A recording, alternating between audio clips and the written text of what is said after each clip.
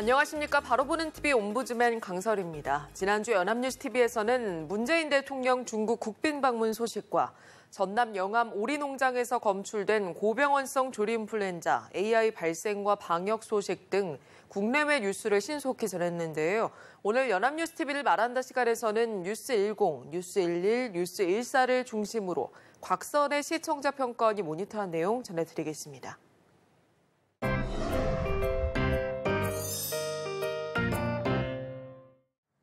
어느덧 올해도 얼마 남지 않았습니다. 연말이면 매년 반복적으로 논란이 되고 있지만 여전히 이동통신사의 포인트는 해가 지나면 사라져버립니다.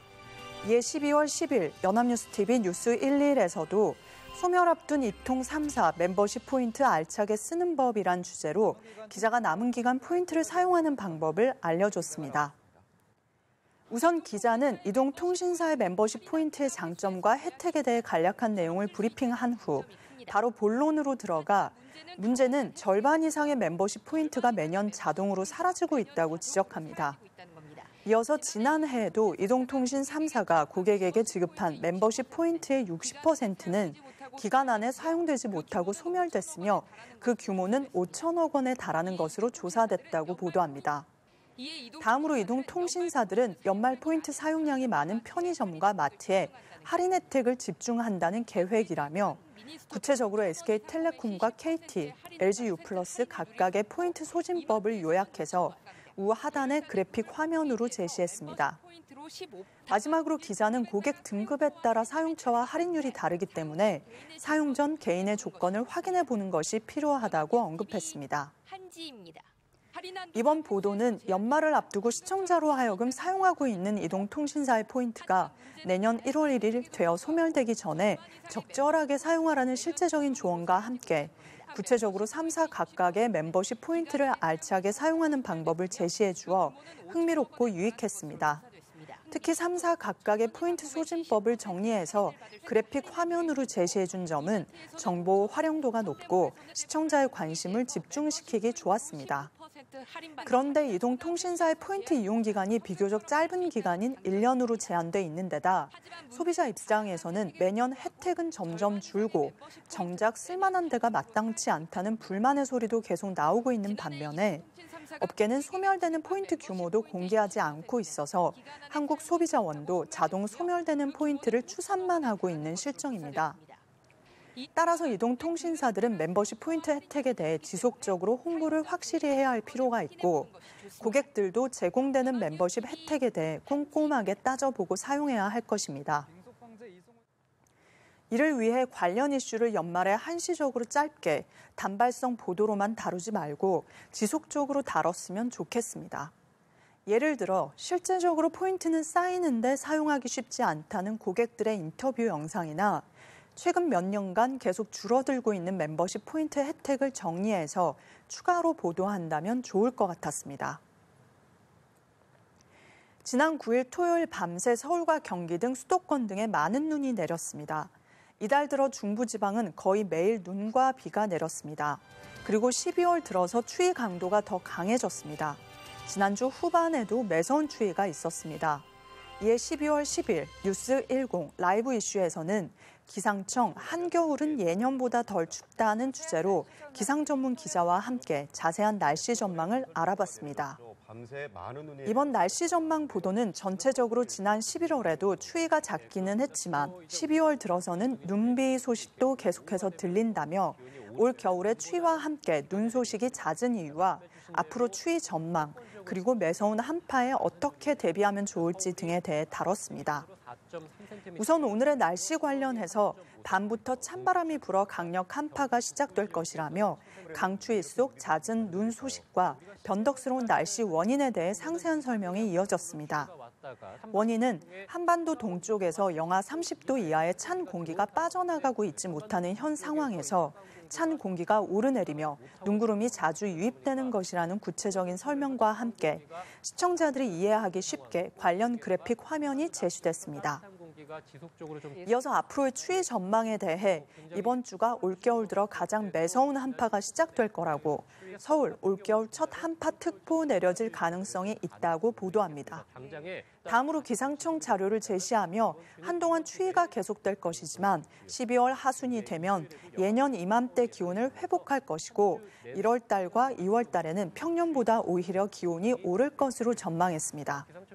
마지막으로 영하 10도 이하의 강추위가 지속되면 동파 사고가 일어날 가능성이 매우 높다고 지적하며 비닐이나 스티로폼 등의 단열재로 오늘부터 계량기화함을 미리 감싸두는 것이 좋을 것이라고 제안합니다. 또한 수돗물을 살짝 틀어놓으면 영하 15도에서도 동파 사고를 막을 수 있다고 제시하고 언수도가는 미지근한 물로 천천히 녹여야 한다고 설명합니다. 이번 한 주는 동파 사고와 건강관리에 유념하라는 기자의 멘트로 인상 깊게 보도를 마무리했습니다.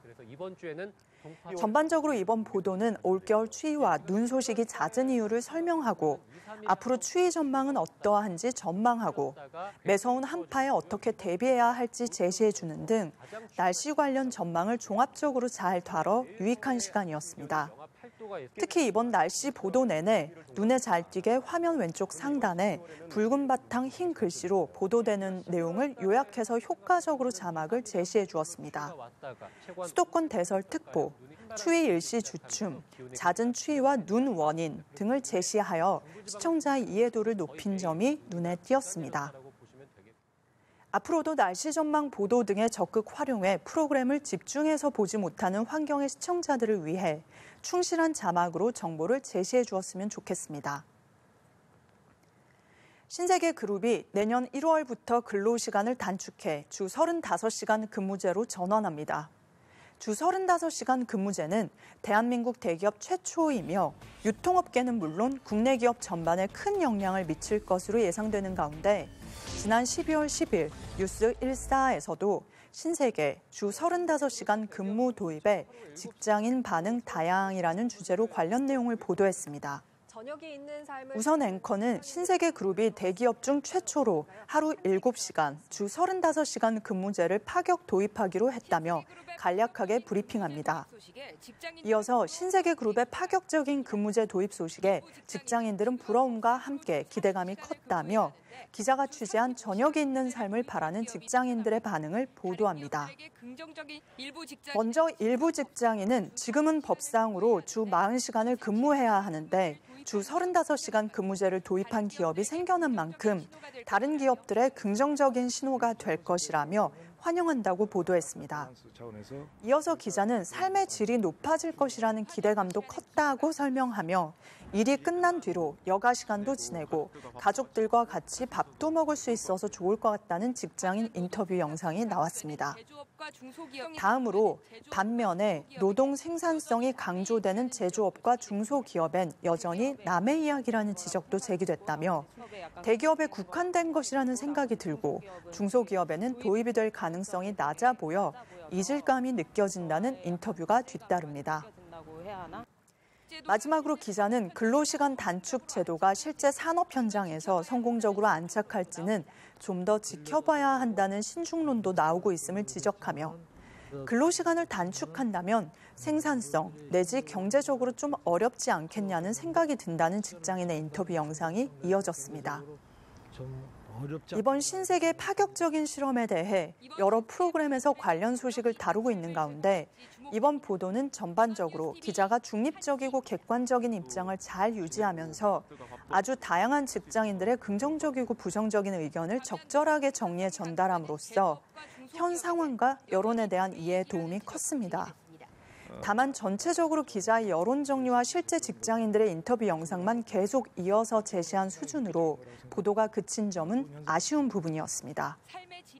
신세계 근로시간 단축의 가장 큰 특징은 임금의 하락 없는 근로시간 단축이라는 것인데 관련 내용을 제대로 다루기에는 할당된 시간으로 부족해 보였습니다. 현재 우리나라의 법정 근로시간은 주 40시간으로 주 35시간 근무는 유럽이나 해외 선진 기업에서나 볼 수 있는 근무 형태이기 때문에 이와 관련 우리 사회와 기업 등에 미치는 영향을 보다 깊이 있는 설명으로 이어졌으면 하는 아쉬움은 남았습니다. 일명 나영이 사건으로 알려진 성폭행범 조두순의 2020년 12월 교도소 출소를 앞두고 시민들이 청와대 홈페이지에 조두순 출소 반대 60만 청원이 제기된 가운데 조국 청와대 민정수석이 관련 답변을 내놓는 등 사회적으로 이슈가 된 사안으로 연합뉴스 TV에서도 지난 12월 10일 뉴스 10에서 조두순 출소 늦출 수 있는데 법안 추진 왜 중단됐나라는 주제로 관련 내용을 집중 취재해 보도했습니다. 이번 보도는 현재 국민들이 가장 궁금해하는 내용인 조두순 출소 늦출 수 있는데 법안 추진 왜 중단됐는지 앵커가 질문을 던지는 형식으로 시작했습니다. 이어서 기자의 성범죄자 조두순의 출소를 막아달라는 국민들의 들끓는 목소리에 청와대는 현행법상 불가능하다는 답변을 내놓았다는 멘트와 함께 청와대 홈페이지 베스트 청원, 조두순 출소 반대 자료 영상 화면과 지난 12월 6일 조국 청와대 민정수석의 소셜미디어 라이브 인터뷰 영상이 차례대로 소개됐습니다. 다음으로 기자는 정부가 조 씨의 출소를 미룰 수 있는 법안을 추진하다 중단한 사실이 확인됐다며 법무부가 보호수용법 제정을 추진해왔다는 내용을 보도합니다. 관련 자료 화면으로 보호수용법은 아동 성폭행범이나 상습 강력 범죄자 중 법원 판단에 따라 형기가 끝난 후 최대 7년 보호수용시설에 둘 수 있다는 내용을 시청자들이 한눈에 알아보기 쉽게 효과적으로 제시했습니다. 보호수용 제도는 이미 독일과 스위스 등에서 시행되고 있는 법으로 소급 적용을 가능하게 하는 조항을 넣어 조 씨에게도 무리 없이 적용될 수 있다는 기자의 설명이 이어졌습니다. 이어서 하지만 19대 국회 종료로 표결 못하고 폐기, 비용과 이중처벌 논란 등으로 중단돼 20대 국회 못 올려라며 국회를 통과 못한 배경을 요약 정리해서 보여줍니다. 마지막으로 7년간 300억 원 필요, 이중처벌 비판도라는 자막과 함께 비용과 인권, 풀어야 할 숙제가 아직 남았지만 재범에 대한 국민 우려가 높은 만큼 보호수용법을 다시 논의해야 한다는 목소리에 힘이 실린 전망이라는 기자의 멘트로 마무리했습니다. 아동 성범죄자 조두순 출소 후 조치 이대로 괜찮은가에 대해 국민들의 우려와 논란이 끊이질 않습니다. 조국 청와대 민정수석은 전자발찌 부착 기간 연장과 24시간 1:1 전담 관리를 방안으로 내놨지만 여전히 개운하지는 않습니다. 현 시점에서 지금의 상황은 어떠한지, 실제적인 문제가 무엇인지 짚어보는 이번 보도는 시의적절했으며 유익했습니다. 보도에 아쉬운 점도 있었습니다. 보호수용법 적용에서 이중처벌 비판은 어떠한 이유로 어떻게 고려해야 하는지, 성범죄 전과자를 24시간 1:1로 밀착 관리하겠다는 대안이 현실적으로 문제가 없을지, 국민들이 걱정하고 불안해하는 부분에 대한 보다 상세하고 정확한 심층 취재와 대담 등이 조만간 뒤따랐으면 하는 바람이 있습니다. 국민들은 조두순이라는 하나의 범죄자에 대해서라기보다 조두순으로 상징되는 성범죄자 전반에 대해 불안해하고 우려를 나타내고 있습니다. 범죄 전과자로부터 안전한 사회를 만드는 구체적인 방법은 우리 모두가 머리를 맞대고 고민해야 할 것입니다. 이와 관련 연합뉴스 TV에서도 해외 유사 모범 사례와 법제도 개선 등 현실적인 대안들을 제시할 수 있는 보도를 기대하겠습니다.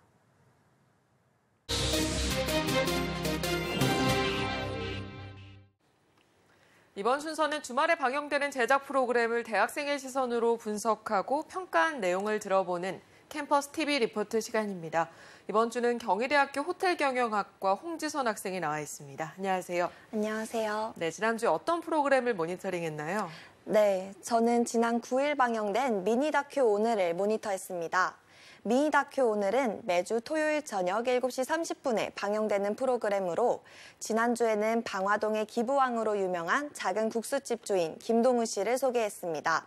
자세한 모니터 내용 지금부터 전해드리겠습니다.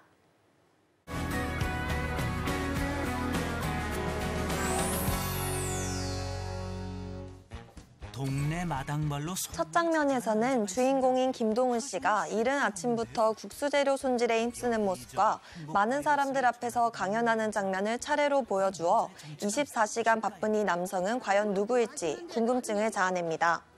주변 사람들의 인터뷰가 먼저 삽입되어 많은 이들에게 존경받고 있는 사람임을 알 수 있었습니다. 국수집이 하나 있는 다음 장면에서 본격적으로 국수집 풍경을 보여주었는데요. 내레이션을 통해 날마다 문전성시를 이루며 사람들의 발길이 끊이지 않음을 설명했는데요. 이는 저렴한 가격과 어머니의 손맛이 느껴지는 진한 맛 덕분이라는 손님들의 인터뷰를 통해 가격 대비 음식 맛에 만족하고 있음을 알 수 있었습니다. 눈길을 끄는 점은 가게로 한 남자가 들어오며 사장님인 김동훈 씨와 인사를 나누고 장사 수익금을 현금으로 챙기는데요. 사장님은 수익금에 일절 손을 대지 않고 수익금을 가져가는 제3자가 따로 있다는 점에서 궁금증을 자아냈습니다. 그런데 제3자의 소속이 어디인지 그리고 수익금의 관리와 사용처가 소개되지 않아서 방송의 흐름이 뚝 끊긴 느낌이 들어 어색했습니다. 또한 수익금 전액이 기부된다고 하여 가게 운영 방식에 의문점이 들었는데요.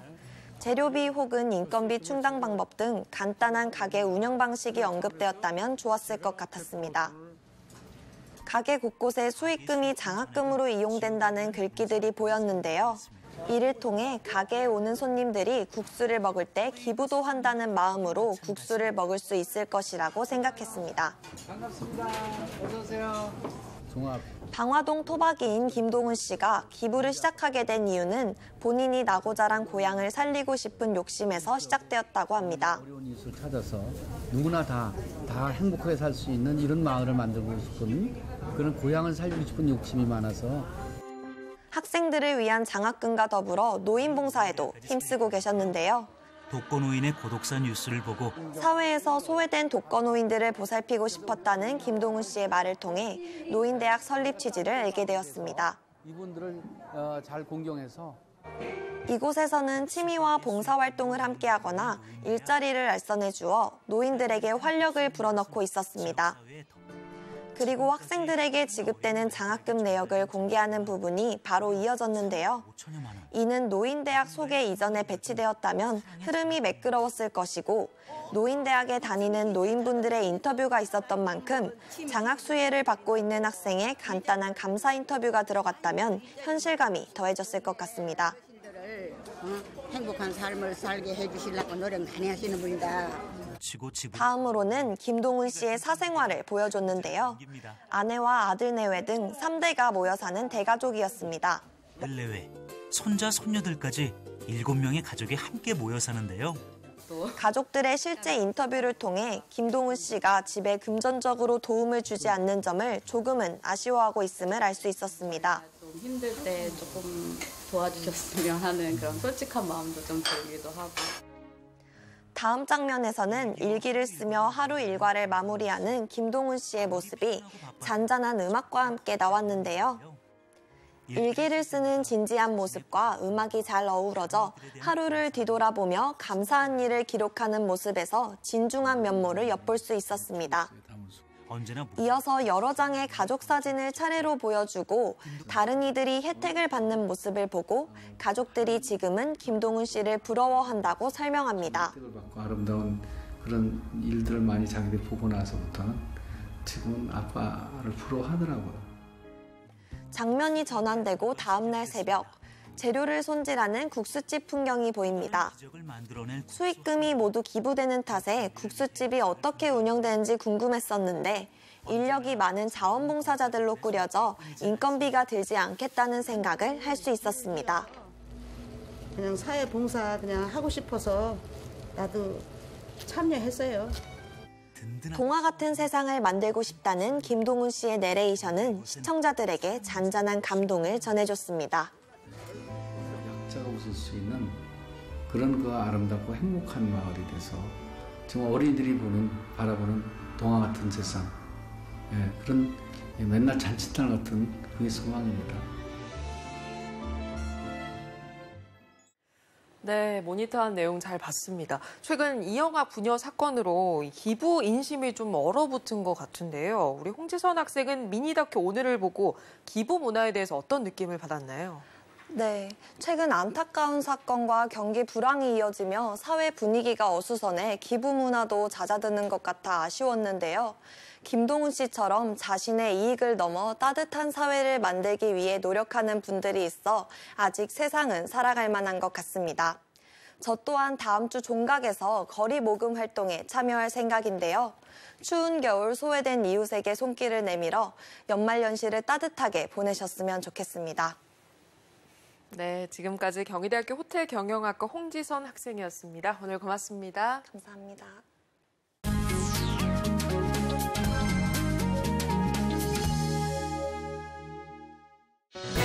검경 수사권 조정은 국민의 인권 보호를 위해 꼭 해야 할 일입니다.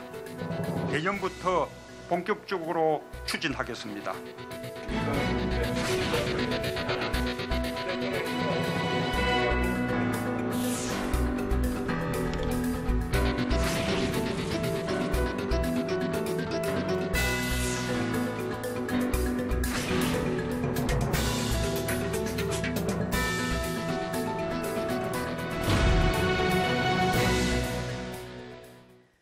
경찰개혁위원회가 국민의 인권 보호를 위한 수사구조 개혁 권고안을 발표하면서 검경 수사권 조정 논란에 다시 불이 붙었습니다.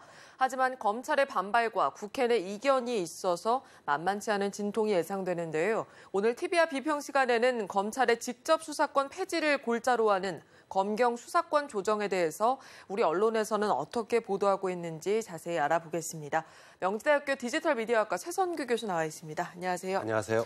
네, 먼저 경찰이 발표한 수사구조 개혁안의 핵심 내용을 요약해 주시고요. 검찰과 정치권의 반응에 대해서 우리 언론이 어떻게 보도하고 있는지도 설명해 주시죠. 네, 경찰개혁위원회는 지난 7일 경찰은 수사를 하고 검찰은 기소와 공소유지를 담당하는 수사권 기소권 분리 권고안을 발표했습니다. 이들은 검찰의 모든 권한이 집중된 현행 수사구조보다 검경의 상호 견제 감시가 이루어지는 분권적 수사구조로 개편하는 것이 국민의 인권 보호 측면에서 바람직하다고 배경을 설명했습니다. 개혁위원회는 경찰에 대한 검찰의 수사 지휘권도 폐지하라고 권고했습니다. 경찰이 넘긴 사건에 대해 검찰이 보완 수사를 요청할 수 있게 하고 경찰이 그 요청에 협력하는 식으로 바꾸자는 것입니다. 검찰의 직접 수사권도 폐지하고 경찰권이 저지른 범죄에 한해서만 검찰이 직접 수사할 수 있도록 권고했습니다. 이들은 특히 체포영장, 구속영장, 압수수색영장을 검사가 법원에 청구할 수 있도록 한 헌법 조항도 개헌 과정에서 삭제하자고 제안했습니다. 검찰이 가진 독점적 영장 청구권을 악용해서 전 현직 검사가 수사 대상이 되거나 검찰 출신 변호사가 선임된 사건에서 경찰이 신청한 영장을 정당한 사유 없이 법원에 청구하지 않는 이른바 전관예우 사례가 적지 않다고 이들은 지적했습니다. 개헌 전까지는 경찰 소속의 영장 검사를 통해서 경찰도 영장 청구권을 갖도록 해야 한다고 권고했습니다. 경찰개혁위원회는 이번 권고안이 법무검찰개혁위원회나 정치권 등과의 사전 협의를 거친 것은 아니라고 밝혀서 이후 협의 과정에 있어서 난관이 예상되고 있습니다. 검찰은 아직까지 수사권 관련해서 공식 언급이 없습니다만 문무일 검찰총장은 지난 인사청문회에서 검사가 직접 수사하지 않고 기소 여부를 결정할 수 없다면서 검찰의 직접 수사권 폐지에 대해서는 부정적 견해를 밝힌 바 있습니다. 네, 지나치게 비대한 검찰의 권한을 분산해야 한다는 데는 사회적 공감대가 어느 정도 형성돼 있는 것 같은데 기존의 경찰 조직을 그대로 둔 채 수사권까지 경찰이 넘겨받는 거에 대해서는 좀 일각에서 우려를 표명하는 목소리도 나오고 있습니다. 검경 수사권 조정에 앞서서 해결해야 할 과제 등을 우리 언론은 어떻게 보도하고 있습니까? 네. 기존의 경찰 조직을 그대로 둔 채 검찰 수사권이 경찰에 넘어갈 경우 경찰의 권한이 지나치게 커질 수 있다는 지적이 곳곳에서 나오고 있습니다. 경찰은 2015년 기준 정원이 14만 3천 명에 달하는 단일 규모로는 최대의 중앙행정기관입니다. 수사권이 한쪽으로 쏠리게 되면 권한이 집중되어 지금 검찰이 받는 것과 똑같은 비판을 받을 위험이 있습니다. 한국일보는 지난 8일자 사설에서 기존의 경찰 조직은 그대로 둔 채 수사권을 넘겨받을 경우 또 하나의 공룡기관 탄생에 대한 우려가 나온다면서 국가경찰과 자치경찰로의 분리 등 분권화 방안이 수사권 조정과 함께 검토돼야 한다고 주장했습니다. 경찰개혁위원회도 경찰위원회의 실질화와 수사경찰 분리와 자치경찰제 도입을 통해서 시민이 경찰을 통제하고 경찰 권한을 제한하는 방안을 제시했습니다. 지난달 7일 경찰개혁위원회가 발표한 자치경찰제 시행 권고안에 따르면 광역자치단체 단위로 자치경찰본부를 설치하고 자치경찰의 학교, 가정 성폭력 등 생활 밀착형 범죄의 수사권을 부여하고 해당 지역의 생활 안전이나 교통단속, 경비 등의 기본적인 업무들을 맡도록 하겠다는 것입니다. 다만 전국적 단위의 사건이나 북한 관련 보안, 외국 관련 외사, 사이버 테러 수사, 정보 수집 등 특별히 전문성이 필요한 업무는 현재처럼 국가경찰이 담당하는 것입니다. 자치경찰에 대한 인사권은 시장 또는 도지사가 갖고 자치경찰이 소위 정치경찰이 되는 것을 막기 위해 지역주민 등으로 구성된 견제장치인 자치경찰위원회를 설치하자는 안을 제시했습니다. 자치경찰위원회는 자치경찰의 비위사건, 감사, 감찰, 징계 요구 등의 권한을 갖고 경찰을 견제하도록 하면 된다는 것이 개혁위원회의 입장입니다. 네, 검경의 이러한 밥그릇 싸움으로 또다시 시간만 끌다가 수사권 조정이 좌초되진 않을까 우려되는 상황인데요. 언론에서는 이 문제를 처음부터 어떻게 풀어나가야 한다고 보도하고 있는지 말씀해 주시고요. 이와 관련해서 진보 보수 언론의 보도에 있어서 문제점이 있다면 뭐가 있을까요? 네. 검경 수사권 조정은 어떤 식으로든 결말이 날 것으로 보이지만 그리 간단하게 해결될 것으로 보이지는 않습니다. 월간중앙은 지난 11월호에서 검경 수사권 조정 문제는 점점 미궁 속으로 빠져든다면서 수사권 조정 문제 추진 과정에서 법무부와 검찰, 경찰이 미묘한 입장 차이를 보이고 있고 또 해당 사안에 대한 여야 정치권도 시각을 달리하는 부분이 적지 않아 법제화 과정에서 상당한 시간이 걸릴 것으로 예상된다고 내다봤습니다. 특히 현재 검찰이 각종 적폐청산 관련 수사를 다각도로 진행하고 있는 상황에서 당장은 검찰의 힘을 빼는 방향으로 관련 사안들이 추진되기는 어려운 측면이 있다는 것이 정치권 안팎의 분석이라고 전했습니다. 월간중앙은 경찰 내부에서도 수사권 조정 문제가 쉽지 않다는 것은 과거 사례를 통해 경험적으로 알고 있다면서 이번에도 논란만 계속되다 흐지부지 되는 건 아니냐는 부정적 기류가 적지 않은 것도 사실이라면서 수사권 조정이 검찰의 강한 저항에 부딪힐 가능성이 적지 않고 이 과정에서 검경 간 밥그릇 싸움이라는 여론이 광범위하게 형성될 것을 우려하는 분위기도 있다고 전했습니다. 네, 해외 사례도 좀 살펴보겠습니다. 주요 선진국들은 수사권을 어떤 형태로 운영하고 있는지도 궁금하고 검경 수사권 조정에 있어서 우리 언론이 어떤 역할을 해야 하는지도 짚어주시죠. 네, 선진국의 경우 조금씩 다르지만 기본적으로 경찰이 수사하고 검찰은 기소를 담당하며 경찰의 수사권, 영장 청구권을 제한하고 있지 않습니다. 일본의 경우 검찰과 경찰 모두 수사권을 갖고 있습니다. 일본은 검찰과 사법경찰은 모두 영장을 청구할 수 있으나 체포영장은 사법경찰은 중에서 경부급 이상의 자로 자격을 한정해서 절차상 신중을 기하고 있습니다. 영국의 경우 경찰이 수사권과 영장 청구권을 보유하고 검찰은 기소만을 담당하여 경찰에 보다 큰 권한을 부여했습니다. 미국은 경찰이 수사하고 검찰이 기소하며 경찰과 검사 모두 영장 청구권이 있습니다. 지난 대통령 선거 당시 문 후보뿐만 아니라 주요 5당 후보 모두 검찰 수사권의 경찰 이양을 공약한 바 있습니다. 수사권 문제는 국민의 일상생활에 엄청난 변화를 몰고 올 사안입니다. 검찰은 지금까지 수사권 조정과 관련해 공식 언급조차 없는 상태이지만 조만간 자체의 수사권 조정안을 내놓아야 할 것입니다. 청와대는 공수처 설치가 우선이고 수사권 조정은 장기적 과제라는 입장인 모양이지만 과거 정부에서 그런 식으로 시간을 끌다가 좌초했던 전례를 상기할 필요가 있습니다. 수사권 조정 문제는 결국 법안을 다룰 국회가 나서서 해결할 문제입니다. 두 기관의 밥그릇 싸움이 되지 않도록 국민의 인권 증진의 차원에서 논의는 필수적이라고 볼 수 있습니다. 언론은 검경 수사권 조정과 관련해서 검찰의 조정안, 청와대의 정책 추진 상황, 국회에서의 법안 논의에 대해서 관심을 갖고 보도를 해야 할 것입니다. 네, 지금까지 명지대학교 디지털미디어학과 최선교 교수였습니다. 감사합니다. 감사합니다. 네, 옴부즈맨 제작진은 시청자 여러분의 다양하고 소중한 의견을 기다리고 있습니다. 방송을 보고 느낀 소감을 연합뉴스TV 홈페이지 시청자 게시판이나 SNS로 보내주시기 바랍니다. 저희는 다음 주에 다시 찾아뵙겠습니다. 시청자 여러분 감사합니다.